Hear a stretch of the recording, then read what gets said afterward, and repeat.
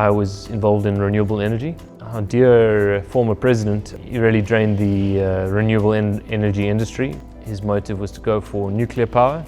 We had a lot of work in my previous job, and then it sort of really started to slow down, and I needed to look for new opportunities.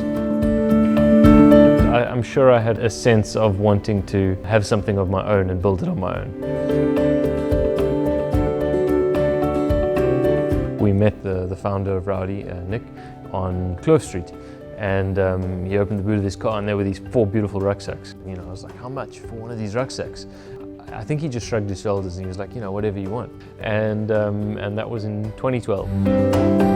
When I came on working with him, I had my own small business that had started selling smalls, leather belts, wallets and sandals. And Nick asked me to come do this at Rowdy, so I did. And soon after that he needed a general manager to run the business, so I took that opportunity. Soon after that the business was up for sale, so I was very well placed to acquire the business. You know, challenges come at you and, you know, it's an opportunity to overcome them. Unfortunately, we have had to downscale very recently due to the economic climate. Retail is massively down on what it was.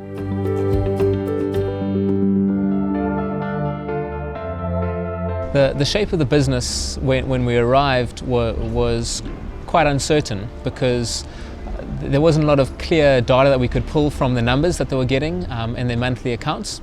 And what we managed to do by implementing Xero and connecting the event system to Xero was we actually were able to get some lifetime numbers pulling into our accounting system, and were able to input some control mechanisms at the end of each month to make sure that we had, you know, the right sales figures, the right inventory, the right costing pulling through, and to actually give some numbers that made a lot more sense.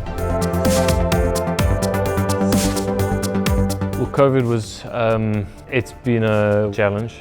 We developed a face mask. I mean, we're well suited to make products with sewing machines. So we made face masks, which basically just kept the lights on, enabled us to pay our salaries for a few months. And then as the bag market slowly started to pick up again, you know, we kind of tried to go at the same speed at which the market allowed us. There's a lot of space for us to kind of give insights into the business, put in place better controls, and do training for their staff on the ground to upskill them. It was very fortuitous. We developed a new website for the business. We launched that on the 1st of April, and our business was able to shift into a totally new gear literally as soon as lockdown ended. Online is way up on where we were, and international is exponentially higher than where we were. We've got a strong presence in Switzerland. We've recently opened in Australia and England, and we're developing a few other markets right now. Iridium has taken a very big task off my hands, which is the day-to-day bookkeeping and accounting, and giving me good, reliable information. This massively frees up my time to focus on things which I enjoy, which is effectively looking at new opportunities. You shouldn't be focusing on basically the admin of your business too much. You should really be focusing on growth.